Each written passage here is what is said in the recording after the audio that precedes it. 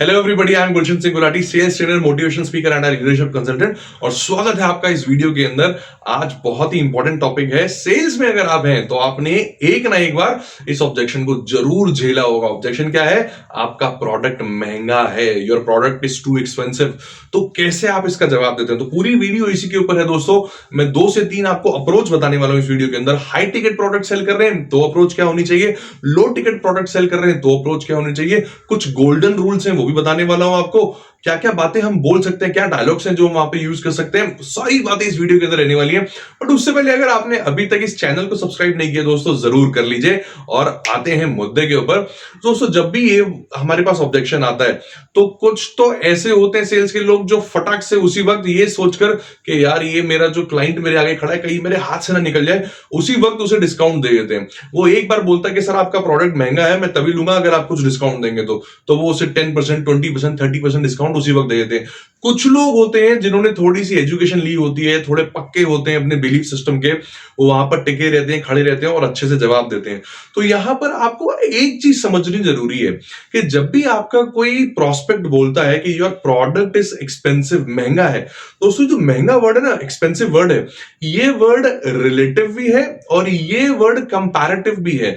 मतलब वो किसी चीज से रिलेट कर रहा है और किसी से कंपेयर भी कर रहा है। क्योंकि महंगा किससे, किसी ना किसी से तो कंपेयर कर रहा होगा ना वो, कि किससे महंगा है। तो सबसे पहले तो आपको यह समझना है कि क्या कंपैरिजन सही हो रहा है, क्या एप्पल टू एप्पल कंपैरिजन हो रहा है। एप्पल टू एप्पल कंपैरिजन का मतलब है कि दो बातें जिनमें कंपैरिजन हो रहा है, क्या वो दोनों समान है।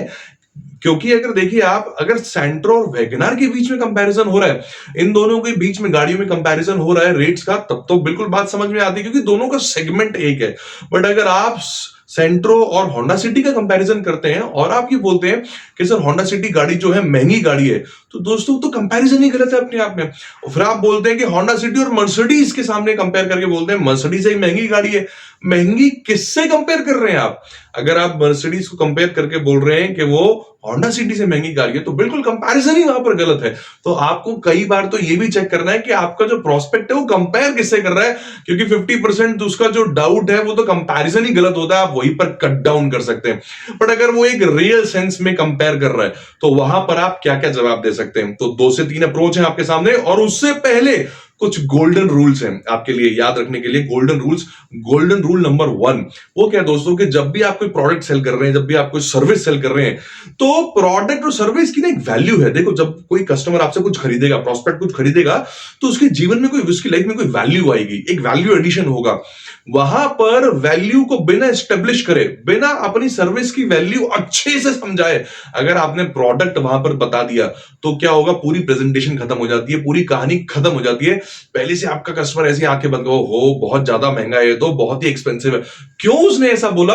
क्योंकि आप अच्छे से उसकी वैल्यू को एस्टेब्लिश नहीं कर पाए। तो ये गलती कभी मत करना, ये गोल्डन रूल है। अच्छे से वैल्यू को पहले एस्टेब्लिश करिए। देखो दोस्तों, दोनों की वैल्यू है।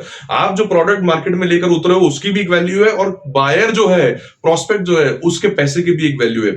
तो जब उसे ये लगता है कि मेरे पैसे की वैल्यू से ज्यादा वैल्यू उसके प्रोडक्ट में है, तभी जाकर वो उसे खरीदता है। बट जब जब उसे लगता है कि नहीं, मेरे पैसे की वैल्यू ज्यादा है और प्रोडक्ट की वैल्यू कम है, तो वो सीधा एक डायलॉग बोलता है, सर आपका प्रोडक्ट बहुत महंगा है, मेरे को जम नहीं रहा, तो आप इसमें कुछ डिस्काउंट मुझे देंगे तो मैं खरीद पाऊंगा, नहीं खरीद पाऊंगा।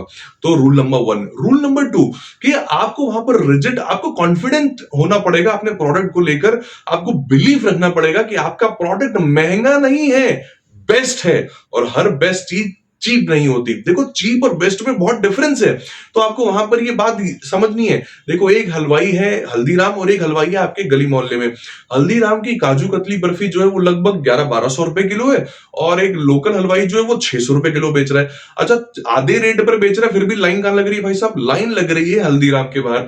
क्यों? क्योंकि वो बेस्ट प्रोडक्ट मार्केट में उतार रहा है। तो वहां पर जब आप बेस्ट को लेकर मार्केट में उतरते हैं, बेस्ट क्वालिटी देते हैं, बेस्ट सर्विस देते हैं, तो वहां पर प्राइस खत्म हो जाता है। और तीसरी बात कि लोग अगर पैसा फालतू देते भी हैं, लोग अगर ज्यादा पैसे देते भी हैं, तो सच बताऊं तो एक दिन लोग इस बात को भूल जाते हैं। आपका प्रोस्पेक्ट ना भूल जाएगा कि आपने उनसे ज्यादा पैसे लिए, बट आपका प्रोस्पेक्ट जिंदगी भर याद रखेगा कि अगर कम पैसों में उसने एक बुरा प्रोडक्ट ले लिया और उसका एक्सपीरियंस बुरा निकला, वो एक्सपीरियंस लोग कभी नहीं भूलते। पैसे थोड़े से फालतू लग गए वो तो भूल जाएंगे, क्योंकि लाइफ में लोग पैसे कमाते रहते हैं, बट एक्सपीरियंसेस जो होते हैं वो याद से निकलते नहीं है, दिमाग से उनके निकलते नहीं है। तो ये कुछ रूल्स थे जिनको लेकर ही आप इस ऑब्जेक्शन को हैंडल कर सकते हैं, उनको दिमाग में रखते हुए।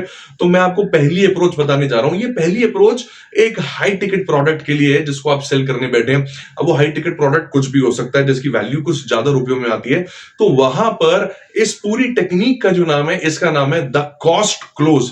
इसे कॉस्ट क्लोजिंग भी कहा जाता है। कैसे आप इसे बात स्टार्ट कर सकते हैं? आप इसे, जैसे आपका प्रोस्पेक्ट आपको कहता है कि सर मुझे लग रहा है कि आपका प्रोडक्ट महंगा है, आप वहां पर ये बात बोल सकते हैं कि सर अगर आप अपने आप को आज ये कन्विंस कर पाए, आप वहां पर ये नहीं बोल रहे कि मैं आपको कन्विंस कर पाया, क्योंकि जैसे ही आप ये बोलते हैं कि अगर सर मैं कन्विंस कर पाऊं, तो सामने वाला ना क्लोज माइंडेड हो जाता है। वो कहता है भाई मैं दरवाजा बंद कर रहा हूं अपने दिमाग का, अब तू लगा ले जितना जोर लगाने में, कन्विंस होऊंगा ही नहीं।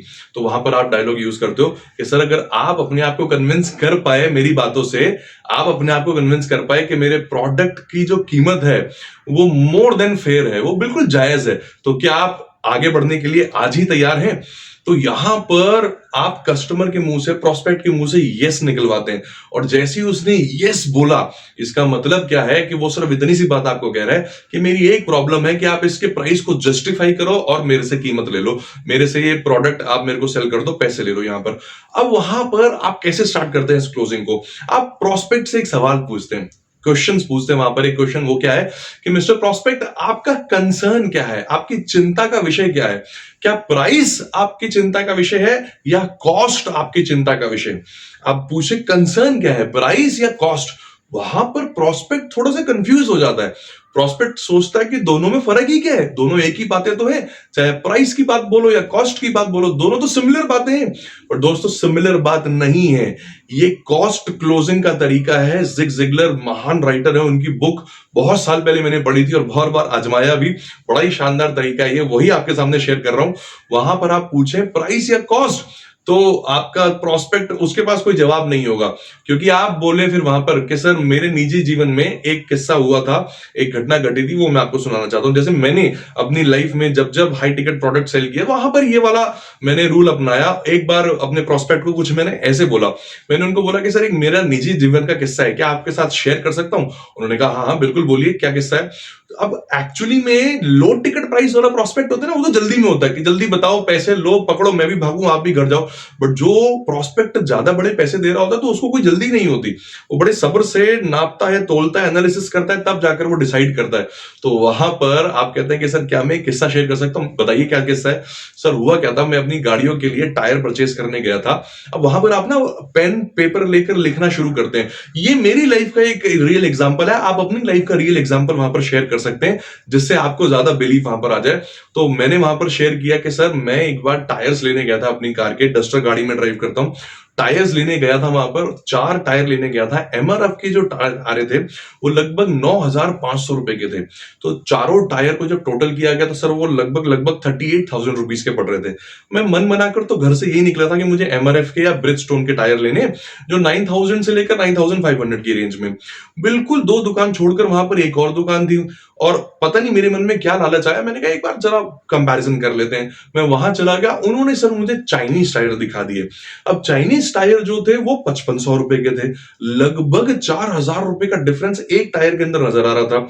एकदम से मेरे मन में सर लालच आ गया कि यार ये मैं अभी ले लेता हूं, टायर तो टायर ही होता है, ब्रांड के ही तो पैसे ले रहे हैं, टायर कहां जाने वाला है ये वाला भी। तो ये सोचकर सर मैंने चारों टायर वहां पर ले लिए। अब 4 टायर ले लिए और मैं बड़ा वापस जब आया घर में खुश कि मैंने 16,000 रुपीज की सेविंग करी, 16,000 रुपए मेरे बच गए। बट सर मैं आपको बताता हूं, ब्रिजस्टोन वाले या एमआरएफ वाले ऐसा क्लेम करते हैं कि हमारे टायर की एक लाइफ है, वो लाइफ 2 से 3 साल है, या वो किलोमीटर में बताते हैं तो 50 to 70,000 किलोमीटर की लाइफ है। अब चाइनीज टायर में ले तो आया सर, इसकी लाइफ की कोई गारंटी नहीं थी। हालांकि दुकानदार ने कहा अरे टेंशन ना लो, हम यहाँ पर बैठे हैं। बट उनके बैठने से क्या होता है सर, 6 महीने भी नहीं चली थी गाड़ी, और हर तीसरे दिन ऐसा होता था, कभी टायर पंचर हो जाता था, कभी टायर फट जाता था। तो इतना मैं परेशान आ चुका था कि एक बार फैमिली के साथ भी माउंटेन्स में कई बार जा रहा था, फिर से टायर वहां पर फट जाता है। और अब मैं ये सोचता हूं कि मैंने कितनी बड़ी गलती कर दी कि मैं एक ब्रांडेड टायर लेते लेते कुछ पैसे बचाने के चक्कर में एक सस्ते से और लोकल टायर लेकर आ गया गाड़ी के लिए।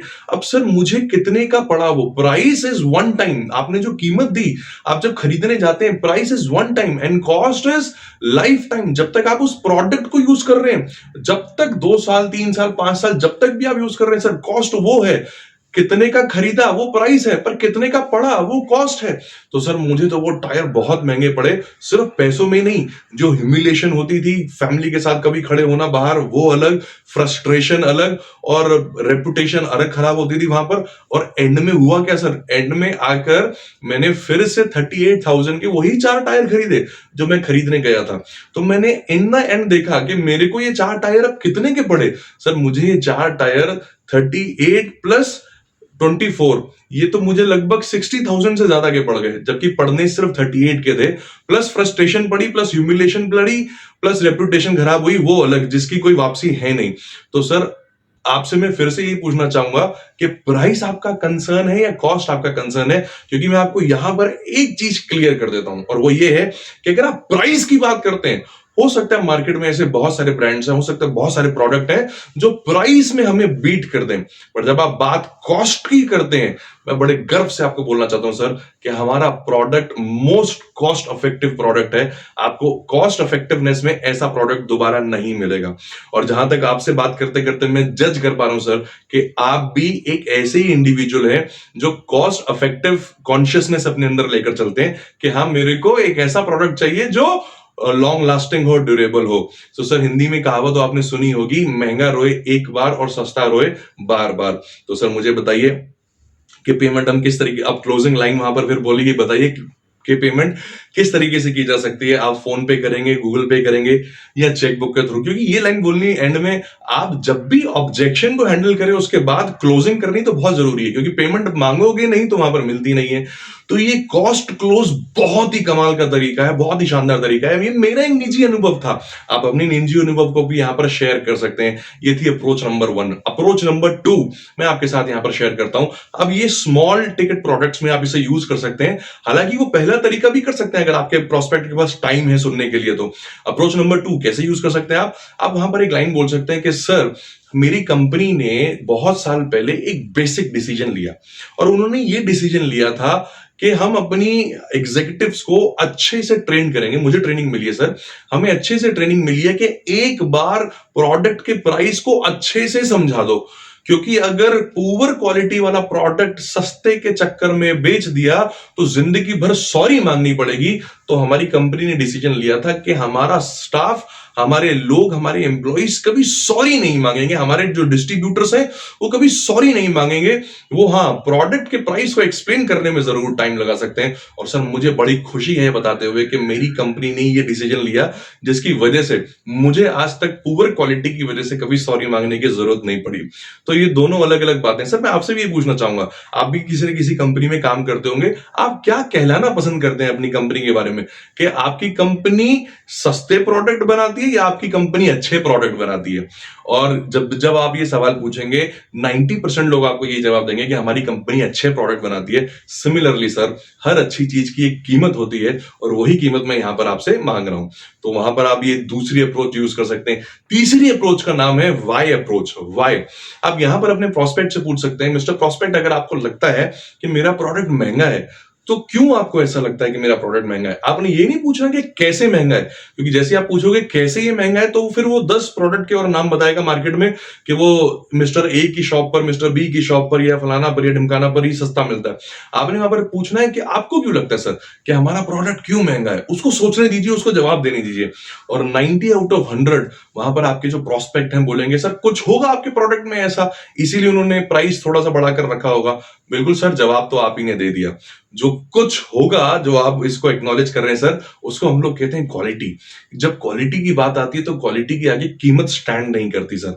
आप एक चीज हमेशा याद रखना सर कि अगर कोई चीज सस्ती है तो आप उससे बेस्ट एक्सपेक्टेशन रख नहीं सकते, और कोई चीज अगर बेस्ट है तो उससे आप सस्ती एक्सपेक्टेशन रख नहीं सकते सर। बेस्ट और सस्ती चीज जो है, ये अलग अलग, दो अलग अलग पार्ट्स हैं सर। ये लाइनें सिर्फ टीवी में बोलने के लिए अच्छी हैं, न्यूज़पेपर में बोलने के लिए अच्छे हैं, कस्टमर को बोलने के लिए अच्छी है। सस्ती और टिकाऊ, दरअसल ऐसा कुछ होता नहीं है। बेस्ट की एक कीमत होती है। अब आप बात करते हैं आईफोन की, आईफोन बेस्ट है, सस्ता नहीं है। आप बात करते हैं एलईडी के अंदर, एलईडी में देखें सोनी ब्रेविया बेस्ट है, उसके मुकाबले कई सारे हैं, पर वो सस्ता नहीं है, सबसे महंगा है। इसीलिए उसकी लाइफ ज्यादा है, इसीलिए उसकी क्वालिटी भी ज्यादा है। आप इलेक्ट्रिकल अप्लायंसेस की बात करें, हेवल्स हेवल्स बेस्ट है, इसलिए उसकी कीमत ज्यादा है। तो सिमिलरली सर, मैं भी जो प्रोडक्ट आपको यहां पर ऑफर कर रहा हूं माइट भी सस्ता नहीं है बट बेस्ट है। और जहां तक आपसे बात करके मुझे समझ आ रहा है, आप अपनी फैमिली के लिए कौन सा प्रोडक्ट सर लेना चाहेंगे? आप बेस्ट प्रोडक्ट लेना चाहते हैं या आप सस्ता प्रोडक्ट लेना चाहते हैं? सो इन शब्दों से आप अपने प्रोस्पेक्ट को सोचने के लिए मजबूर कर सकते हैं फ्रेंड्स। तो ये मैंने 2 से 3 अप्रोच आपको बताई इस वीडियो के अंदर, और ट्राइड टेस्टेड बार बार आजमाई हुई ये अप्रोचेस हैं जिससे रिजल्ट्स बहुत अच्छे आते हैं। आप भी आजमा कर देखिए। और पूछना चाहूंगा इस वीडियो में कि आपको पर्टिकुलरली तीनों में से कौन सी ऐसी अप्रोच है जो आपको सबसे अच्छी लगी? कमेंट में जरूर टाइप करिएगा कि अप्रोच ए अच्छी लगी, अप्रोच बी अच्छी लगी, अप्रोच सी अच्छी लगी। इन्हीं शब्दों के साथ बहुत बहुत धन्यवाद। Thank you so very much for watching this video. और शेयर करिए, लाइक करिए, कमेंट करिए, सब्सक्राइब करिए अगर नहीं किया तो। बहुत बहुत धन्यवाद।